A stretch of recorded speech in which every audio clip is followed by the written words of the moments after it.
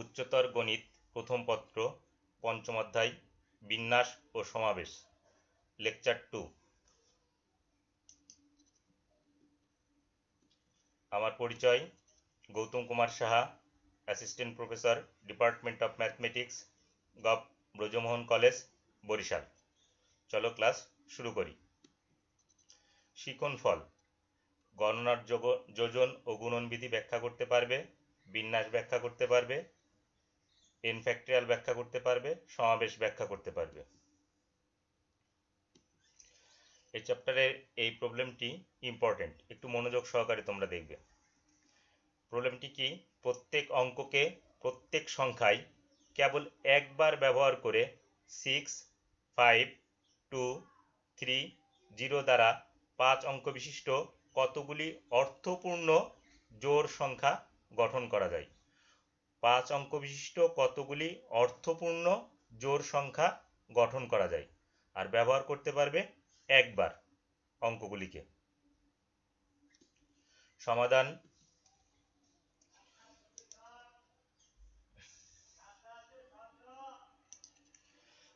এখানে প্রত্যেকটি জোড় সংখ্যার এককের অঙ্ক 2 বা 6 বা 0 হবে। আমরা জানি জোড় সংখ্যা হতে এককের ঘরে 2, 0, 4, 6, 8, কিন্তু আমাদের এখানে আছে কত? 2, 0, 6। তাহলে এখানে প্রত্যেকটি জোড় সংখ্যার এককের অঙ্ক 2 বা 6 বা 0 হবে। এককের ঘরে 0 রেখে, তাহলে আমরা এককের ঘরে 0 ফিক্সড করে দিলাম, একে কোনো নড়াচড়া করানো যাবে না। এককের ঘরে 0 রেখে 5 অঙ্ক বিশিষ্ট অর্থপূর্ণ জোড় সংখ্যা, 5 অঙ্ক বিশিষ্ট অর্থপূর্ণ জোড় সংখ্যা, তাহলে এই জায়গায় পজিশন আছে ফাঁকা 4টা, আর এই 4টা এই হচ্ছে 4, 4টা ফাঁকা পজিশনের জন্য। এর থেকে আমরা কয়টি অঙ্ক চয়েস করতে পারবো? 4টি। তাহলে 4p4, 4টি ফাঁকা জায়গা থেকে 4টি অঙ্ক চয়েস করব। তাহলে 4p4 তোমরা ক্যালকুলেটর ইউজ করে বের করবে। 4p4 24। এখন আসি এককের ঘরে 2 রেখে 5 অঙ্ক বিশিষ্ট জোড় সংখ্যা। এককের ঘরে 2 ফিক্সড করলাম, আর এখানে কি বলেছি?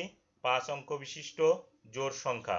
অর্থপূর্ণ শব্দটা বলি নাই, আমি এই অঙ্কের ভিতরেই ব্যবহার করব অর্থপূর্ণ শব্দটা কিভাবে আসে। তাহলে এককের ঘরে যদি 2 রেখে 5 অঙ্ক বিশিষ্ট জোড় সংখ্যা কতগুলি হবে আমাদের? এদের মধ্যে প্রথম অবস্থানে 0 থাকে এরূপ সংখ্যা প্রকৃতপক্ষে 5 অঙ্ক বিশিষ্ট নয়। আমরা যদি প্রথমে 0 নিয়ে আসি, তাহলে সেই অঙ্কটি 5 অঙ্ক বিশিষ্ট হয় না, কারণ সেই অঙ্কটি হয়ে যায় 1, 2, 3, 4 অঙ্ক বিশিষ্ট। তাহলে কাজেই প্রথম অবস্থানে 0 এবং শেষ প্রথম অবস্থান বলতে এখানে বোঝানো হচ্ছে বাম পাশ থেকে প্রথম অবস্থান, বাম পাশ থেকে প্রথম অবস্থান। আর শেষ অবস্থান বলতে বোঝানো হচ্ছে যে বাম পাশ থেকে শেষে অথবা এককের ঘরে। এককের ঘরে 2 থাকে এরূপ বিন্যাস সংখ্যা। তাহলে আমরা 5টি জায়গার 2টি জায়গা নির্ধারিত করে দিয়েছি। তাহলে আমার জায়গা ফাঁকা আছে কয়টি? 3টি। এই হচ্ছে 3। এই 3টা ফাঁকা জায়গা থেকে আমরা অঙ্ক নিতে পারবো কত কত? 6, 5 আর 3, তার মানে 3টা। 3p3 equal to 6। তাহলে সুতরাং এককের ঘরে 2 রেখে 5 অঙ্ক বিশিষ্ট অর্থপূর্ণ জোড় সংখ্যা। এককের ঘরে 2 রেখে 5 অঙ্ক বিশিষ্ট অর্থপূর্ণ জোড় সংখ্যা কয়টি হবে? আমরা এককের ঘরে 2 রেখে সংখ্যা পেয়েছিলাম, জোড় সংখ্যা পেয়েছিলাম 24টি, কিন্তু এর ভিতর অর্থপূর্ণ জোড় সংখ্যা যদি বের করতে চাই, তাহলে প্রথমে 0 আছে, এরকম আছে 6টি, তাহলে এই 6টি আমরা বিয়োগ করে দিব, তাহলে আমরা অর্থপূর্ণ জোড় সংখ্যা পাবো। এককের ঘরে 2 রেখে 5 অঙ্ক বিশিষ্ট অর্থপূর্ণ জোড় সংখ্যা, তাহলে আমরা কতটি পেলাম? 18টি। যাদের মনে প্রশ্ন যে এই 6টি কোন 6টি সংখ্যা, তাদের জন্য আমি এখানে একটি টেবিল দিয়ে দিয়েছি। শুরুতে 0 আর শেষে 2, তাহলে এরকম কয়টি সংখ্যা হবে? তোমরা দেখো, আমরা এখান থেকে চয়েস করেছি 3p3, 3টি ফাঁকা জায়গা থেকে 653 তিনটি অঙ্ক চয়েস করব।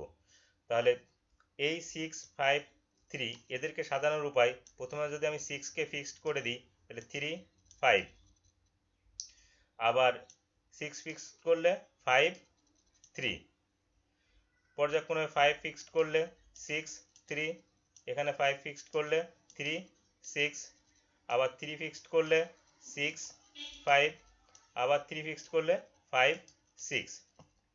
তোমরা প্রথমে 0 রাখবে আর শেষে 2 রাখবে, আর 6 5 3 কে সাজাবে। এই 6 প্রকারের বাইরে আর কখনোই সাজাতে পারবে না।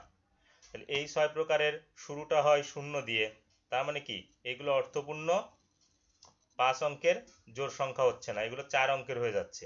তাহলে এই অর্থপূর্ণ 5 অঙ্কের 5 অঙ্ক বিশিষ্ট করার জন্য এই 6কে আমরা বাদ দিয়ে দিব। তাহলে 24 বিয়োগ 6 18টি পেলাম এককের ঘরে 2 রেখে। এখন অনুরূপে এককের ঘরে 6 রেখে, এককের ঘরে 6 রেখে 5 অঙ্ক বিশিষ্ট অর্থপূর্ণ জোড় সংখ্যা পাবো 18টি। যেভাবে 2 এর ক্ষেত্রে পেয়েছি, যেহেতু একবার ডিটেলস করা হয়েছে, দ্বিতীয় একই অঙ্কের ভিতর দ্বিতীয় অংশের ডিটেলস করার প্রয়োজন নেই। আমরা লিখে দিব অনুরূপে এককের ঘরে 6 রেখে 5 অঙ্ক বিশিষ্ট অর্থপূর্ণ জোড় সংখ্যা 18টি। অতএব অর্থপূর্ণ 5 অঙ্ক বিশিষ্ট মোট জোড় সংখ্যা, তাহলে মোট জোড় সংখ্যা যখন আমরা এককের ঘরে 0 রেখেছিলাম তখন পেয়েছি 24টি, যখন এককের ঘরে 2 তখন পেয়েছি 18টি, যখন এককের ঘরে 6 তখন পেয়েছি 18টি। তাহলে মোট জোড় সংখ্যা 24 যোগ 18 যোগ 18 60টি। তোমরা প্রয়োজনে এটি 2 থেকে 3 বার দেখবে, তারপরে তোমরা বুঝতে পারবে। একই প্রক্রিয়ায় উদাহরণ 3, এটি নিজেরা করার চেষ্টা করবে। প্রত্যেক অঙ্ককে প্রত্যেক সংখ্যায় কেবল একবার ব্যবহার করে 65230 দ্বারা 5 অঙ্ক বিশিষ্ট কতগুলো অর্থপূর্ণ বিজোড় সংখ্যা গঠন করা যায়। তাহলে তোমাকে যে কাজটি প্রথমেই করতে হবে, বিজোড় সংখ্যায় আসতে হবে। আমরা জানি এখানে কেন এই যে অঙ্কগুলি দিয়ে আছে 65230, এই জন্য এখানে লেখা হয়েছে। এখানে প্রত্যেকটি বিজোড় সংখ্যার এককের অঙ্ক 3 বা 5 হতে হবে, না হলে বিজোড় সংখ্যা হবে না। তাহলে এখানে প্রত্যেকটি বিজোড় সংখ্যার এককের অঙ্ক 3 বা 5 হবে। তাহলে আমরা প্রথমে এককের ঘরে 3কে ফিক্সড করে দিলাম, এককের ঘরে 3কে ফিক্সড করে দিলাম। তাহলে আমাদের পজিশন ফাঁকা থাকে কয়টা? 1টা 2টা 3টা 4টা।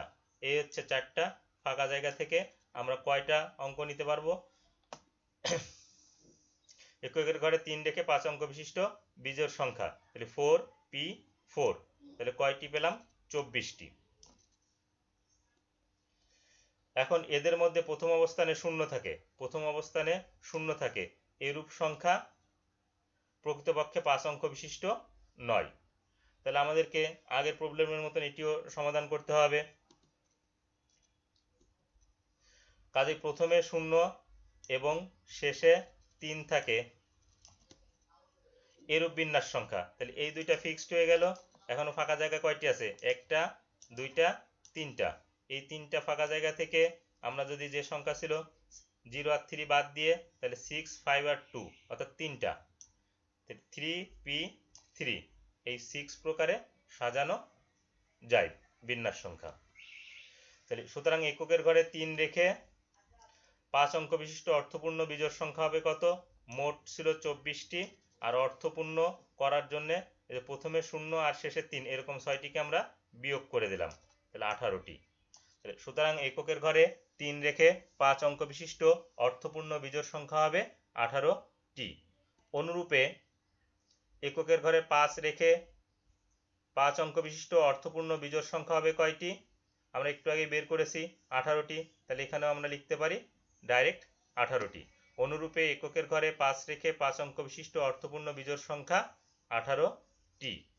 তাহলে একক ঘরে 3 রাখা পর আমরা 18টি পেয়েছি, এখন এককের ঘরে 5 রাখা পর আরো 18টি পাবো।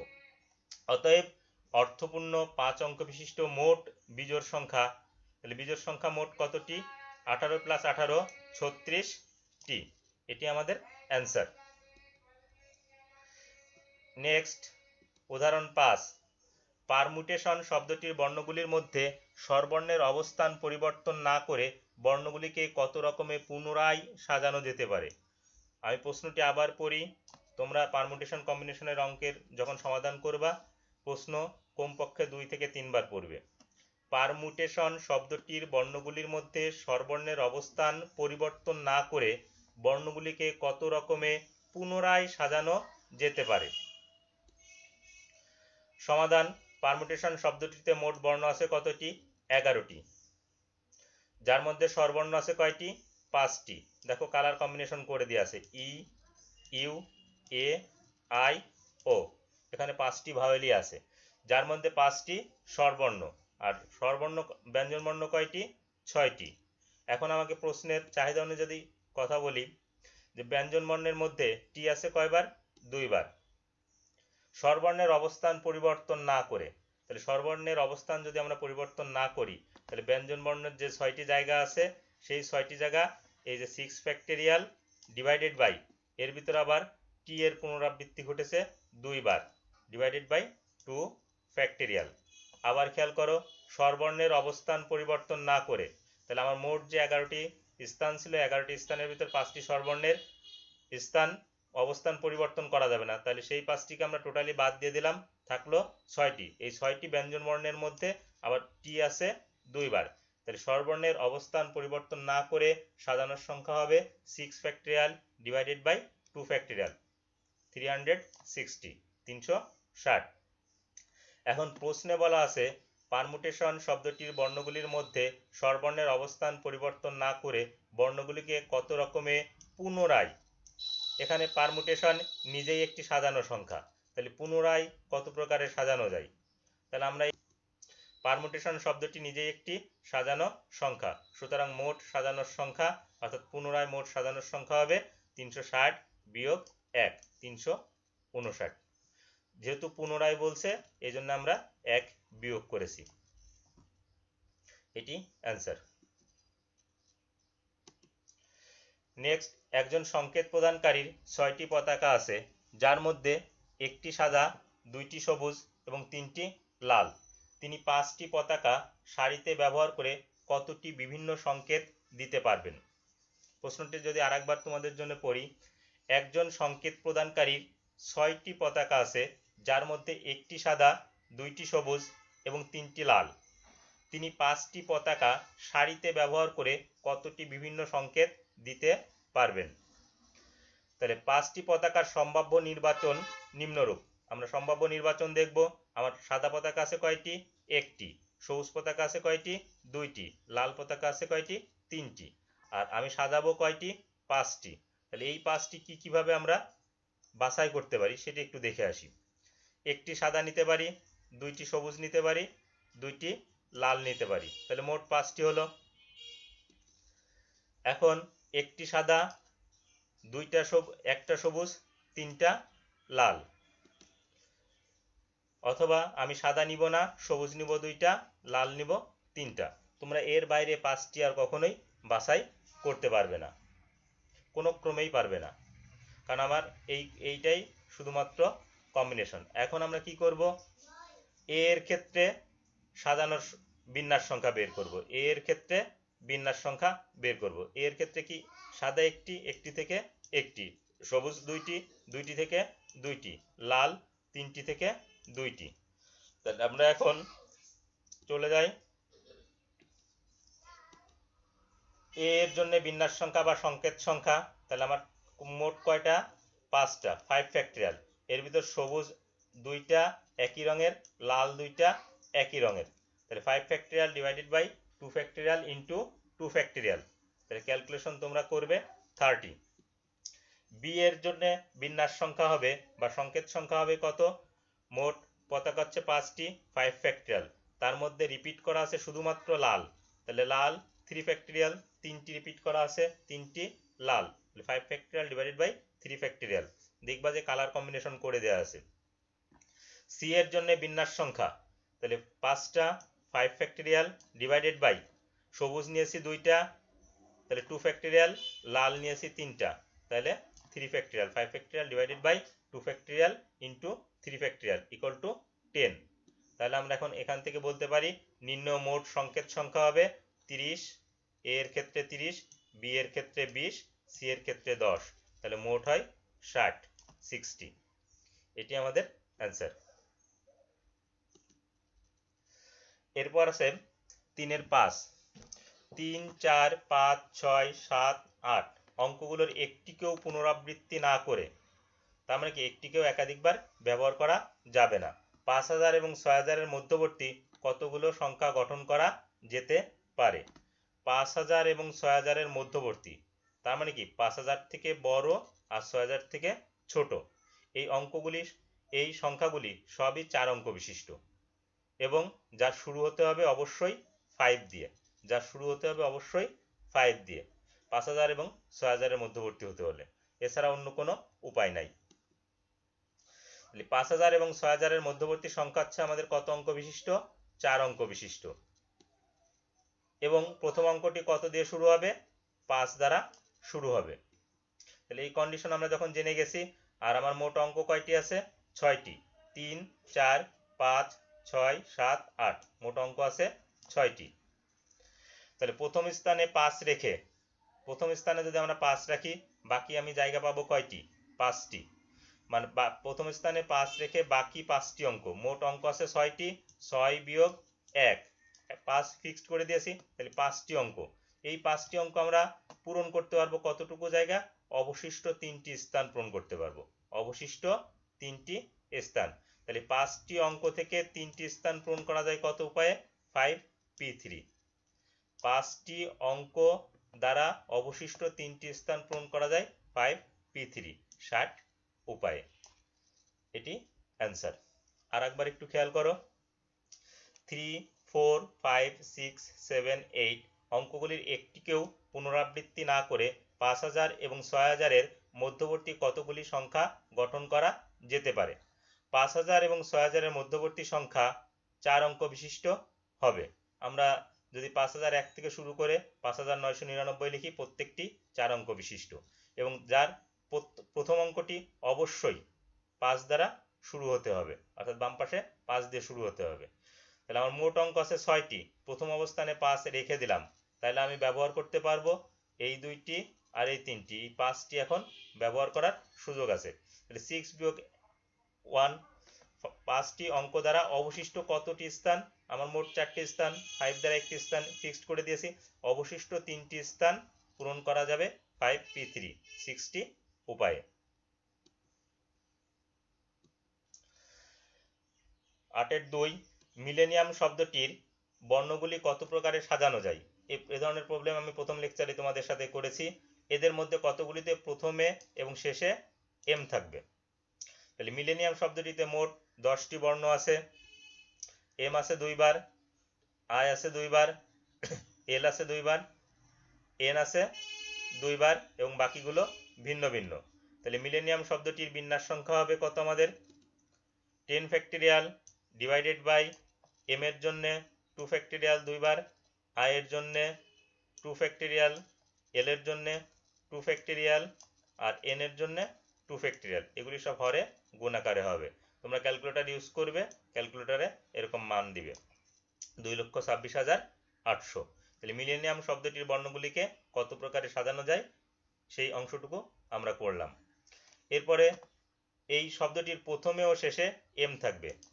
আমি সাধারণত ক্লাসে যখন স্টুডেন্টরা বসা থাকে সামনে, তখন বলি যে একটি বেঞ্চে যদি 5 জন থাকে, ক এবং উমো যদি ফিক্সড করে দেওয়া হয়, তাহলে খ, গ, ঘ এদের ভিতরে শুধুমাত্র সাজানো যাবে, ক এবং উমোকে সাজানো যাবে না। তো এখানে কি বলা আছে?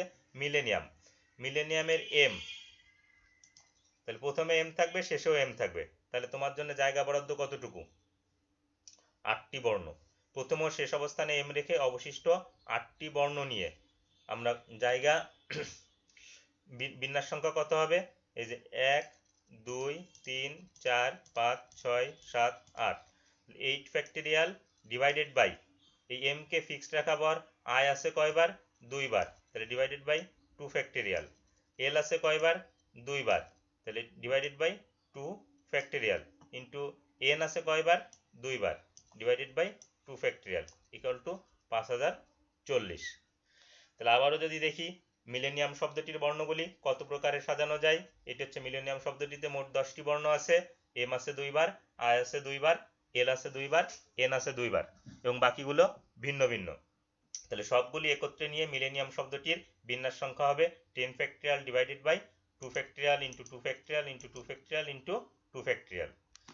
দ্বিতীয় কোশ্চেন হচ্ছে এদের মধ্যে কতগুলিতে প্রথমে ও শেষে এম থাকবে।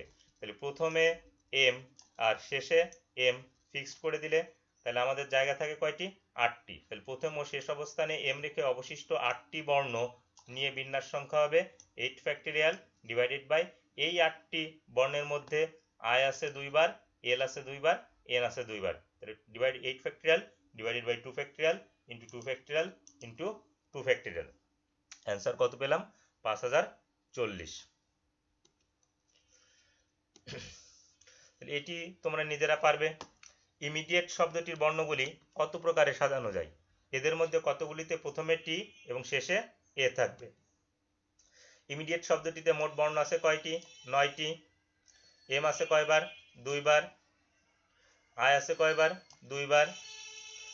ই আছে কয়বার? 2 বার।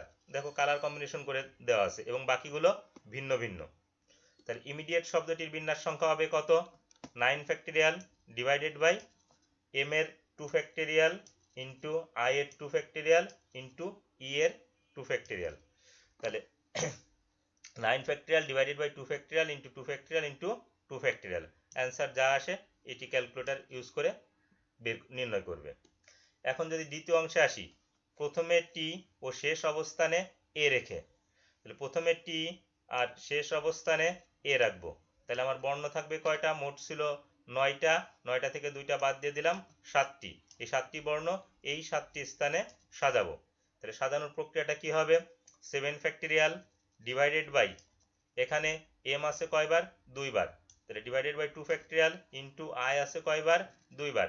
2 ফ্যাক্টরিয়াল ইন্টু ই আছে কয়বার? 2 বার। তাহলে 2 ফ্যাক্টরিয়াল 630। এটি আমাদের অ্যান্সার।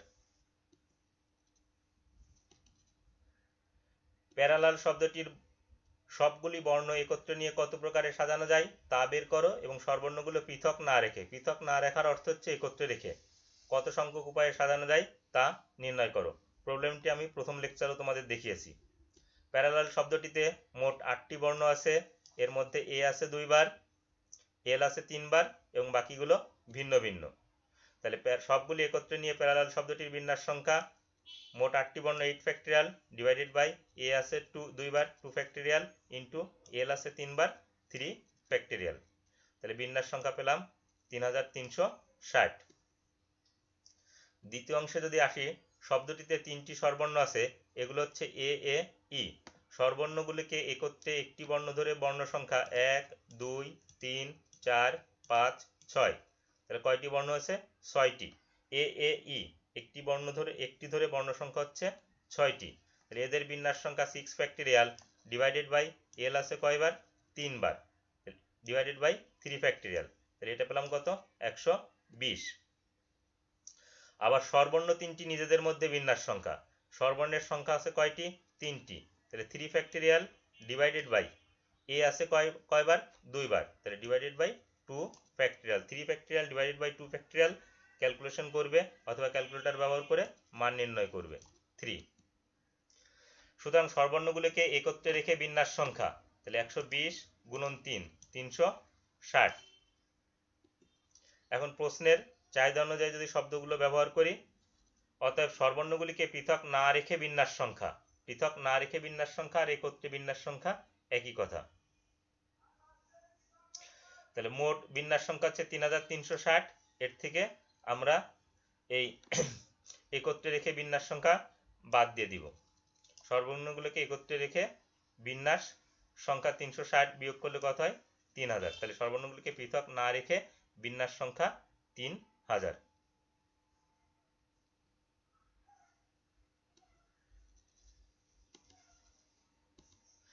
এর ব্যঞ্জন বর্ণগুলিকে বিজোড় স্থানে রেখে ইকুয়েশন শব্দটির বর্ণগুলিকে কত প্রকারে সাজানো যায় তা নির্ণয় করো। সমাধান। ইকুয়েশন শব্দটিতে মোট কতটি বর্ণ আছে? 8টি বর্ণ আছে। ব্যঞ্জন বর্ণ আছে কয়টি? 3টি। স্বরবর্ণ কয়টি আছে? 5টি। ই, এ, ই, ইউ, এ, আই, ও। তার মানে তোমরা দুইটি শব্দর আয়ত্তে নিলে যার 5টি ভাওয়েল আছে, একটা হচ্ছে পারমুটেশন আর একটা হচ্ছে ইকুয়েশন। ইকুয়েশন শব্দটিতে মোট 8টি বর্ণ আছে, ব্যঞ্জন বর্ণ 3টি, স্বরবর্ণ 5টি। 8টি স্থানের মধ্যে 4টি বিজোড় স্থান এবং 4টি জোড় স্থান। আমি এখানে স্থানগুলো বোঝানোর চেষ্টা করেছি। এ হচ্ছে প্রথম অবস্থান, দ্বিতীয় অবস্থান, তৃতীয়, চতুর্থ, পঞ্চম, ষষ্ঠ, সপ্তম, অষ্টম। তাহলে এর ভিতর জোড় অবস্থান কয়টি? 4টি, আর বিজোড় অবস্থান 4টি। তাহলে আমাকে বলছে ব্যঞ্জন বর্ণগুলিকে বিজোড় স্থানে রেখে, ব্যঞ্জন বর্ণগুলোকে বিজোড় স্থানে রাখা লাগবে। আমার ব্যঞ্জন বর্ণ আছে কয়টা? 3টা। আর বিজোড় স্থান আছে কয়টি? 4টি। তাহলে ব্যঞ্জন বর্ণ সাজানো যাবে 4p3, 4p3। প্রতিবারে 3টি ব্যঞ্জন বর্ণকে 4টি বিজোড় স্থানে মোট 4p3 24 প্রকারে সাজানো যায়। অবশিষ্ট একটি বিজোড় স্থান, কারণ তুই যে 3টি জায়গা চয়েস করছিস এরপরে একটি জায়গা বিজোড় স্থান ফাঁকা থাকে। অবশিষ্ট একটি বিজোড় স্থান এবং 4টি জোড় স্থান 5টি স্বরবর্ণ দ্বারা 5p5 অর্থাৎ 120 প্রকারে সাজানো যায়। অবশিষ্ট একটি বিজোড় স্থান, কারণ আমার ব্যঞ্জন বর্ণ ছিল 3টি আর আমার স্থান বিজোড় স্থান ছিল 4টি, তাহলে অবশিষ্ট একটি বিজোড় স্থান এবং 4টি জোড় স্থান এই 5টি স্বরবর্ণ দ্বারা মোট 5p5 120 প্রকারে সাজানো যায়। সুতরাং ব্যঞ্জন বর্ণগুলিকে বিজোড় স্থানে রেখে ইকুয়েশন শব্দটির সাজানোর মোট উপায় এই 24 গুণন এই 120, 24 গুণন 120 2880। সুতরাং ব্যঞ্জন বর্ণগুলিকে বিজোড় স্থানে রেখে ইকুয়েশন শব্দটির সাজানোর মোট উপায় 24 × 120 = 2880। এটি আমাদের অ্যান্সার। একটি প্রফেসর পদের জন্য 3 জন প্রার্থী এবং 5 জন লোকের ভোটে একজন নির্বাচিত হবে, কত প্রকারে ভোট দেয়া যেতে পারে? একটি প্রফেসর পদের জন্য 3 জন প্রার্থী এবং 5 জন লোকের ভোটে একজন নির্বাচিত হবে, কত প্রকারে ভোট দেয়া যেতে পারে? প্রফেসর পদের জন্য প্রার্থী কয়জন? 3 জন। প্রার্থী নির্বাচনে ভোটার সংখ্যা কয়জন? 5 জন। এখন প্রথম ভোটার যে ভোট দিতে যাবে সে 3 জন প্রার্থীর যে কোনো একজনকে ভোট প্রদান করতে পারে। প্রথম যে ভোট দিতে যাবে সে 3 জন প্রার্থীর যে কোনো একজনকে ভোট প্রদান করতে পারে। তাহলে ভোট প্রদানের উপায় কত? 3। সে যে কাউকেই ভোট দিতে পারে, 3 জন প্রার্থীর যে কাউকেই ভোট দিতে পারে। এখন ওই প্রার্থী ভোট দিয়ে আসার পর দ্বিতীয় প্রার্থী ভোট দিতে যাবে, সেও 3 উপায়ে ভোট দিতে পারবে। অনুরূপে দ্বিতীয়, তৃতীয়, চতুর্থ, পঞ্চম ভোটারের প্রত্যেকেই 3 উপায়ে ভোট প্রদান করতে পারবে। তাহলে সুতরাং ভোট প্রদানের মোট উপায়, প্রথম জন 3 প্রকারে, দ্বিতীয় জন 3 প্রকারে, তৃতীয় জন 3 প্রকারে, চতুর্থ জন 3 প্রকারে, পঞ্চম জন 3 প্রকারে। তার মানে আমরা 3 × 3 × 3 × 3 × 3, তার মানে কত? 3⁵। তাহলে মোট ভোট প্রদানের উপায় হচ্ছে কত?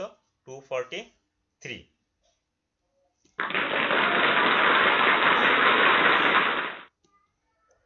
সকলকে ধন্যবাদ। অনলাইন ক্লাস এখানেই শেষ করছি।